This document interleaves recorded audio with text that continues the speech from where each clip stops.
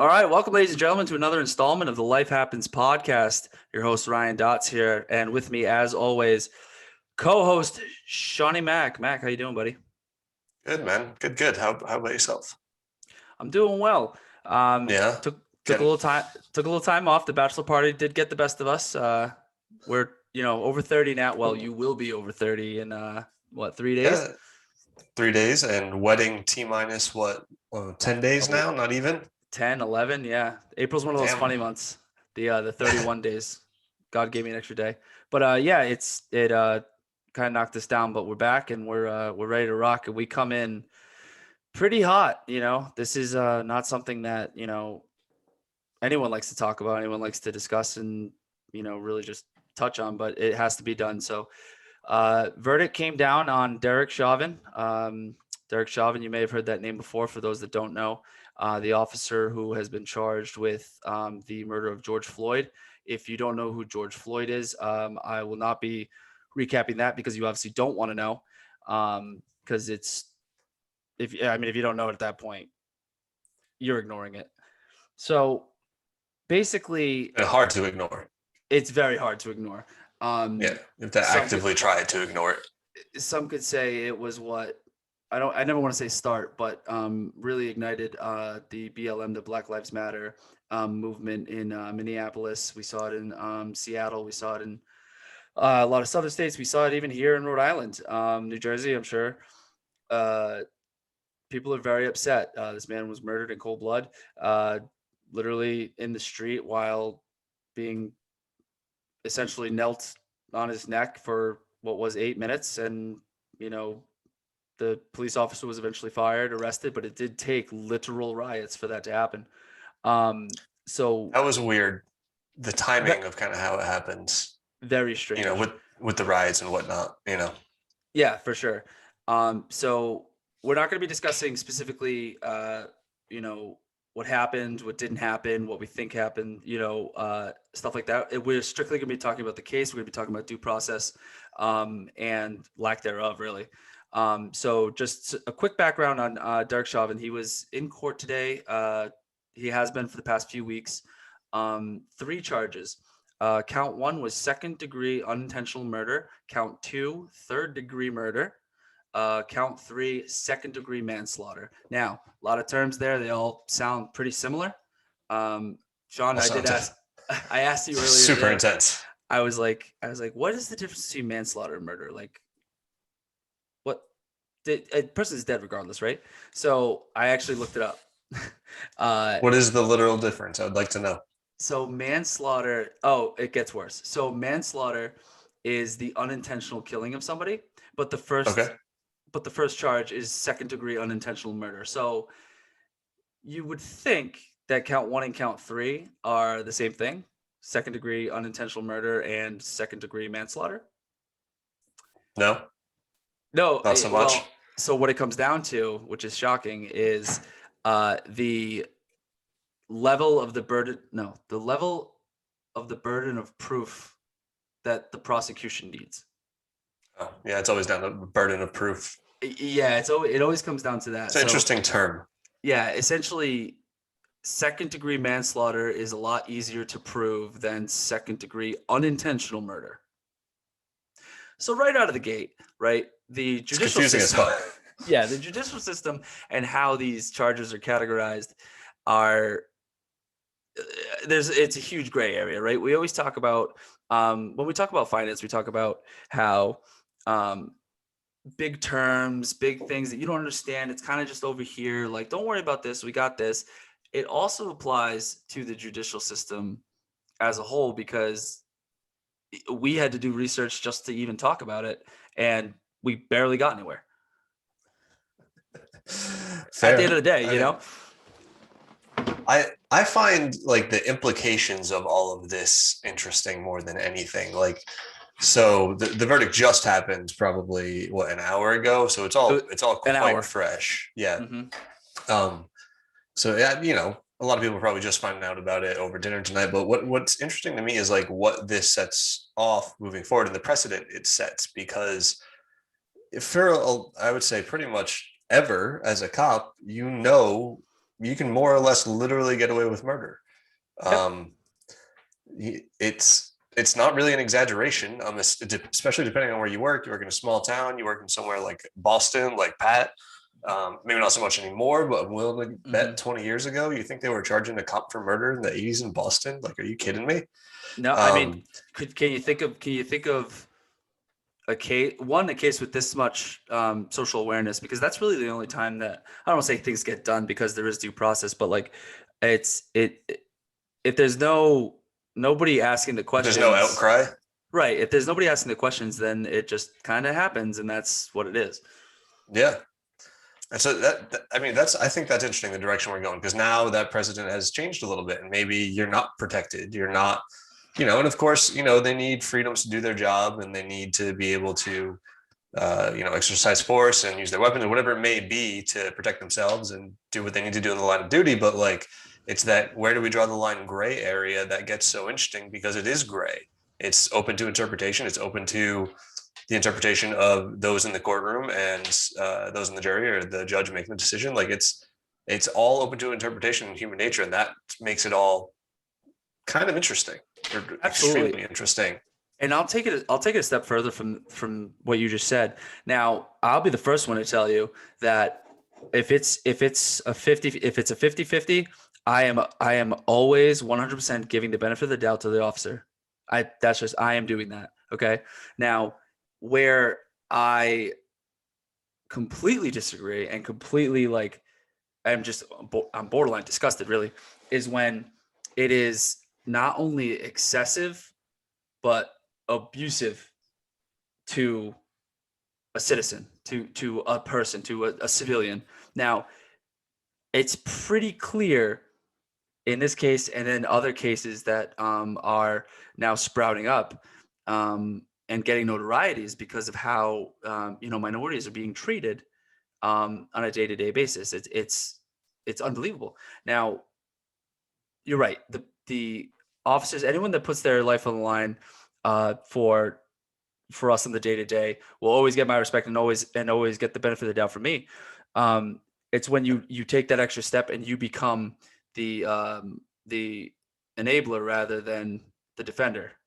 It's also when they abuse that power, when they take the powers that we give them too far. Again, we're so accustomed to living in this, like, for lack of a better term, police state here in like the United States, where the cops are there to serve us. They're there to protect us, all of us as citizens. Likewise, the government as well, there to serve and protect us. They don't have anything without the citizenry, because that's how they all get funded. So that gets lost somewhere in all of this police brutality and defund the police and the mobs on both sides of the argument. Like, at the most basic core, they're supposed to be there to serve you as a citizen. So if you as a citizen are not doing anything wrong, or you're not trying to murder someone, if you're not committing a crime, you deserve to go about that. They have no right to bother you. I understand that they get very liberal use of their rights and their laws, because again, they generally need them, and there's a few bad apples who usually spoil the bunch. But they get pretty liberal use of the rules, and they can kind of bend them. And again, it becomes gray when they've crossed the line. Obviously, in other cases like this one, not so much. It seems pretty clear. It's very clear, yeah.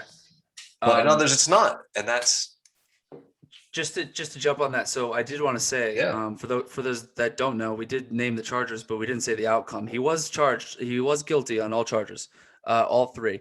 Maximum, he's facing 40 years of prison. He will most likely, because he got all three, he's never had any previous issues with the law, because he wouldn't be a cop.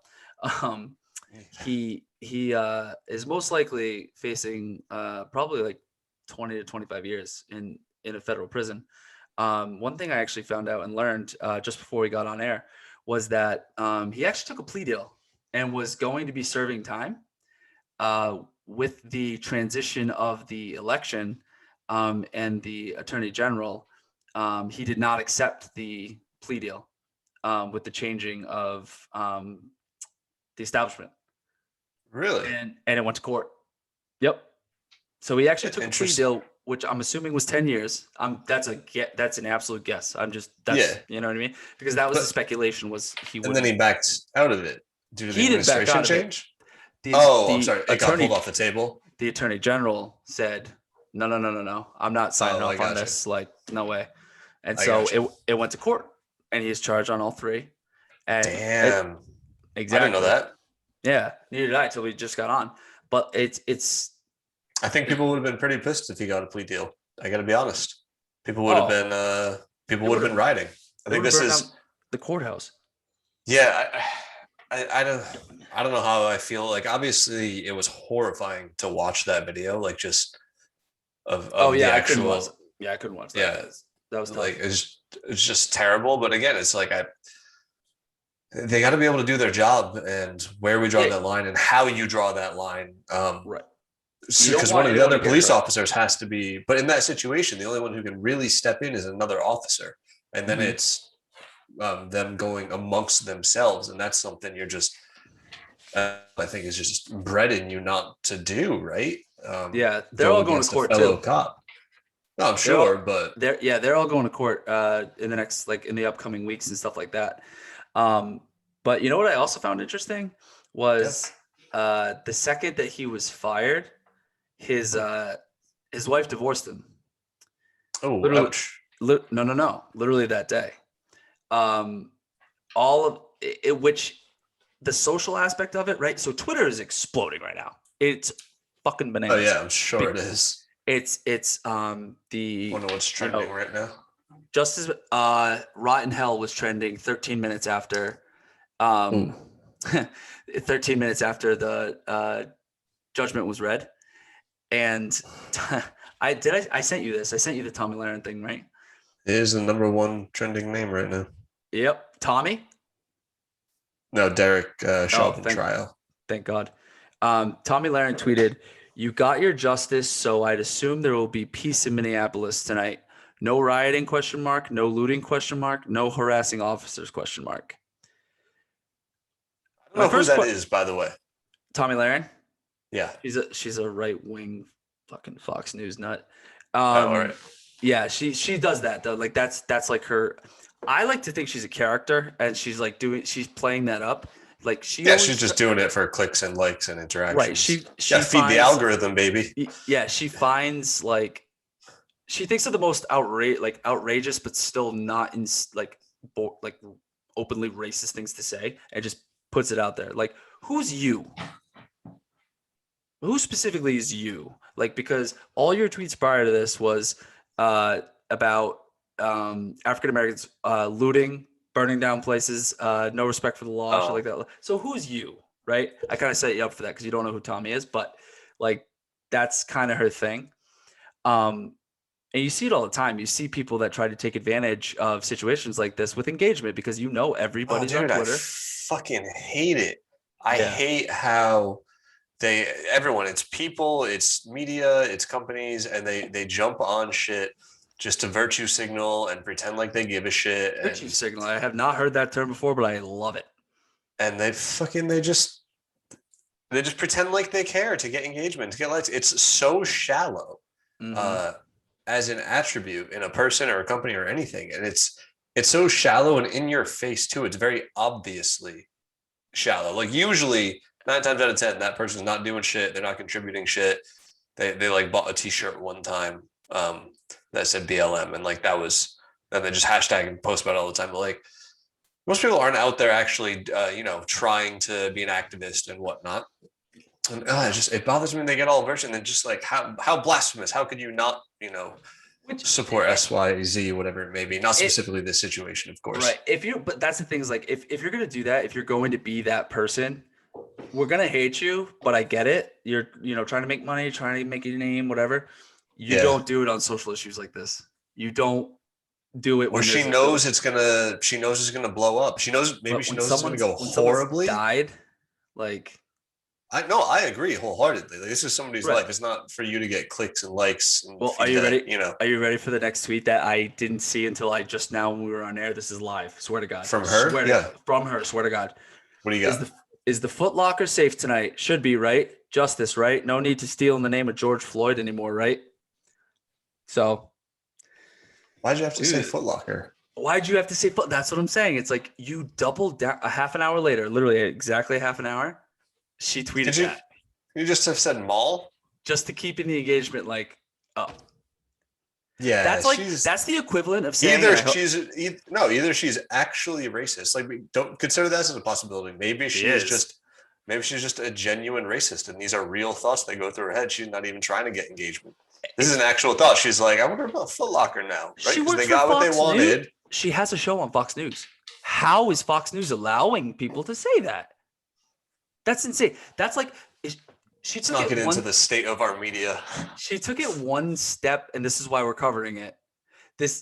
She took it one step below, there's not going to be they're not going to rob all the KFCs and Chick-fil-A's, right? Like all the grocery stores are fucked with the watermelon, right? Like that's literally what Tomi Lahren's doing. One step away from that. Yeah, that's fair. One step away. Yeah, real close. And then she makes us think it, and then we're racist. Yeah, so now I'm thinking about it. I'm like, God damn it. Yeah, exactly. It's like, come on, dude. But more importantly is while justice has been or hasn't been served, it has been served because there was a wrong in society. Depending on who you ask or who you talk to. Let's be fair. True. This is a very split, controversial decision. First of all, if you think that guy's innocent, do not listen to our show. Second, like there's an injustice happened. Justice was served. He was held responsible for his behavior because what he did or was doing was correct before it crossed the line of assault. Essentially, when that situation started, him up and put him in his car. When that situation started, that was his job. He was doing his job. At some point, that line got crossed, and it was no longer his job. And I think that's what we need to understand here. I think about somebody like my father listening to this, who he is going to be wicked old school inside 100% with the officer. And I still do I do all the time. But in this situation, he's probably still it's a little different. He's like, I don't know, man. He's just doing his job. That guy was acting crazy. They're very old school like that. It's a different generation that you should have not done anything to get in that situation with the police in the first place. But if you get past that argument and you just get to the fact that there has to be a better way than someone laying on the ground claiming that they're dying and nothing changes and then they die. There has to be a better way than that man suffocating to death, claiming he's suffocating to death, other people videoing it, and then literally exclaiming it. Yeah. What? Yeah. That I'm sorry, we're too civilized for that. That can't be the way. That can't be how society operates, whether you're a police officer or not. That person needs to be held accountable. And that's what happens. And the responsibility also lies on the other officers as well, who were all watching it happen. And someone could have just said, just put him in your car. Somebody could have de-escalated the situation. There 100%. Were still probably 6 of them there to him. Even if he was on every drug known to man, there's still 6 of you. Claim, yep.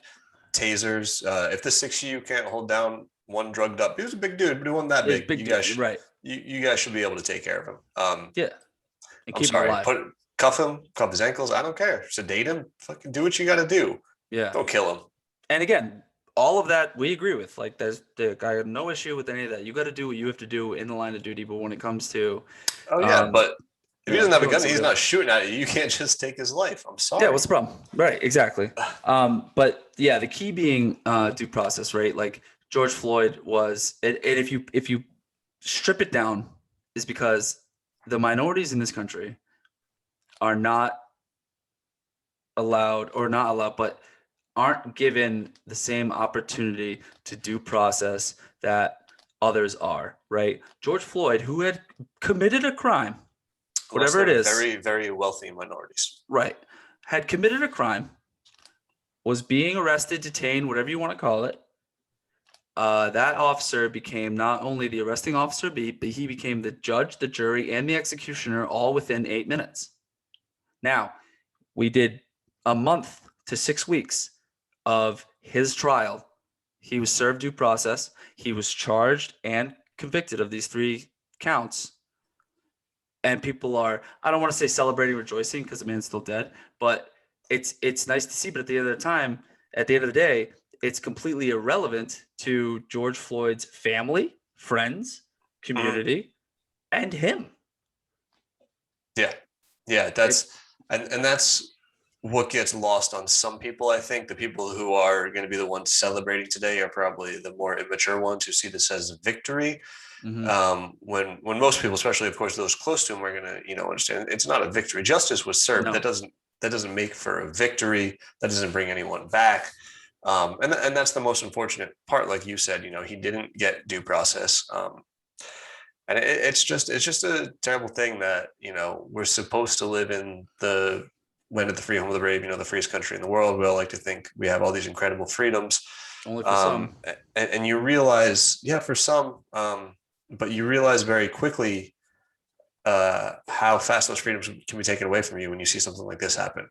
This guy was, when you think about it at the most very basic level, this guy was a citizen of this country. He wasn't like some foreigner. He was just a guy. He wasn't a terrorist. He was in his neighborhood. Like this was just a man, whether he was on every drug known to man or not. This was just a guy who was in his neighborhood and just got killed by the police. And that's something you have to think about to yourself. Like, is that the country you want to live in? Does that make you feel safe? If that officer was not held accountable in some fashion, if that was okayed, to me, that sounded a lot like living in Russia, where the government can just off people and fucking throw them over, like throw them in the ocean, and KBG nobody can ask a question, or else they die. Like, that's not where I want to live. Right. So they have to be held responsible. Yeah. Just absolutely. Oh my God, yeah. Absolutely. People disappear around Putin all the time. All the time. And to swing it to a more positive note and our trajectory as a society, because a lot of people are recognizing this stuff. And we always say the 5% over here and the 5% over there, like the loudest, like fucking racist, like people that want to completely defund the police. What are you talking about? We need police. The most ludicrous thing ever. We need police. What are you talking? Like, what do you mean? That makes no sense. How would you do that? Whatever. Right. And then, could you imagine the chaos that would ensue? It's anarchy. It's government. It's where no governing whatsoever. I can't even. I can't fathom how ugly it would get. Not only like thinking of how criminals would be bigger criminals. It's what do victims do? Who do victims reach out to? You have no recourse because you go the legal route, but who enforces the legal route if there's no cops, if there's no police force? You're going to hold the criminals accountable. Stop me. It's me like the fucking Purge. You remember the Purge, that movie? Well, yes. 24 hours. So for those who don't know, if you live in the Rock, Purge is a horror movie where in some alternate universe, 24 hours a year, you get to kill anybody you want. As many people as you want, and there's no repercussions as long as you do it in that 24 hours. Yeah, it's crime. That's how I imagine society going. Like, it won't happen for a while when there's no police, and then all of a sudden it'll just go off a cliff, and then it'll be the Purge one day. Now in my head, that's what happens. Do I think that every police station needs military grade equipment? No, I don't, because in that same community, schools need books and they need technology, and they need to buy new shit and maintain those buildings and stuff like that. The amount that this country spends on like defense and military versus education and just being forward thinking for the future generations and stuff it's insane to me. It's completely lost on me. LAPD bought a Lamborghini. Fantastic. Well, you got to catch them. Speaking of taxpayers' money, speaking of, so that's the problem. Is not like the fact that. By the way, we're all paying for this. Yeah, that's the problem. They need expensive gear. That's your state taxes at work. They need expensive gear, right? They need high tech shit, especially in a place like LA. Like, they need a fucking SWAT team and shit. It's LA. They don't need a Lamborghini.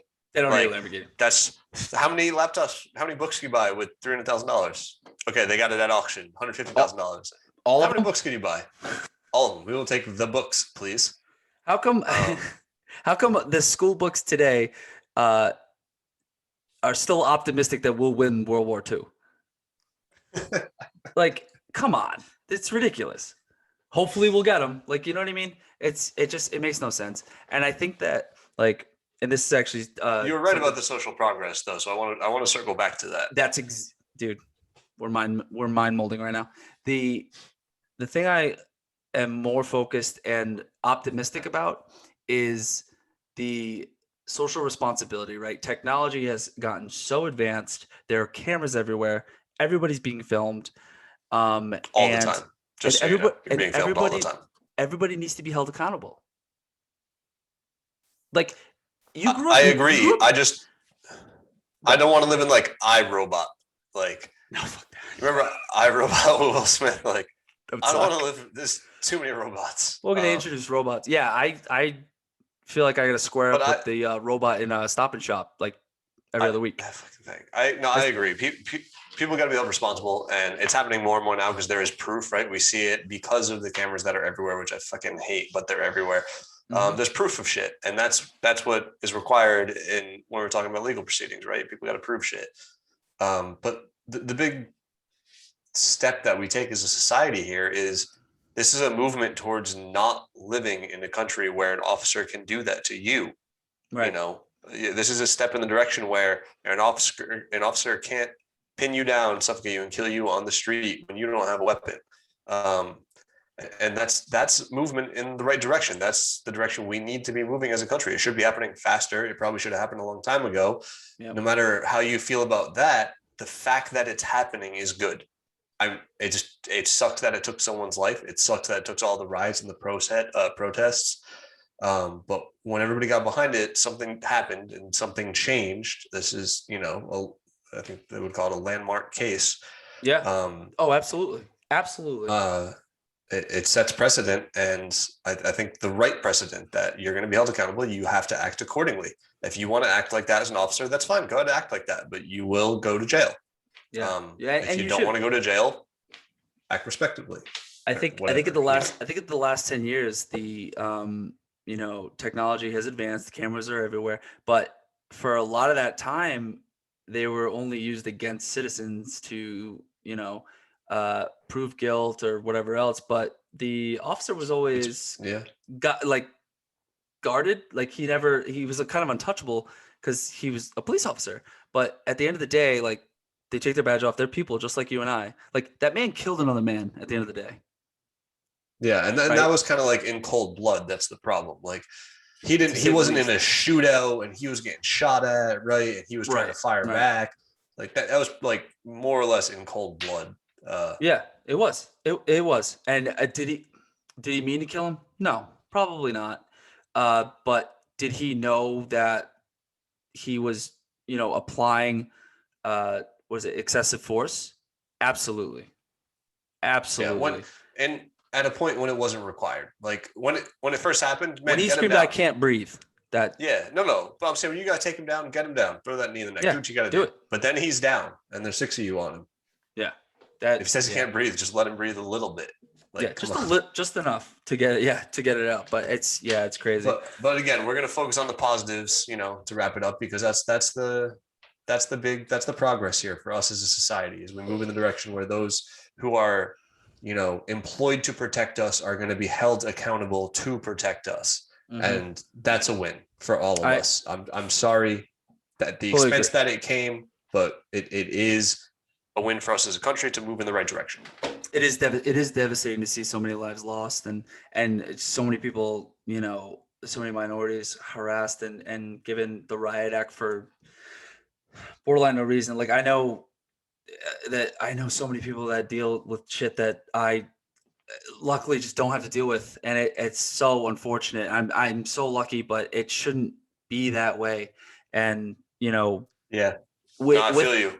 With time and with the right people, we always say it, like, we need a guy in the room, right, making the laws and things like that.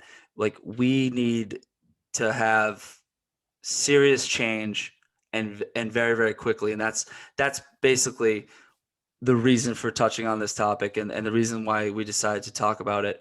But with that being said, because if you talk about it, things will change. And I think we've seen that here to wrap up Brian's point. You know, Absolutely. if people talk about it, the conversation happens, it gets on social media, in a good way, not in a bad way. And that's what spurs this movement. And so you got to have these conversations. You have to talk about it, uncomfortable or not.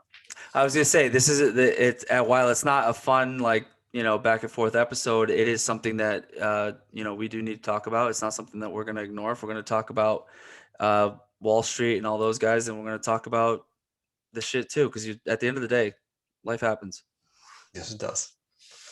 Until next time, at the Life Happens podcast on Twitter, YouTube, Instagram, Spotify, iTunes, and iTunes. Yeah. I got them all. Apple, all of them.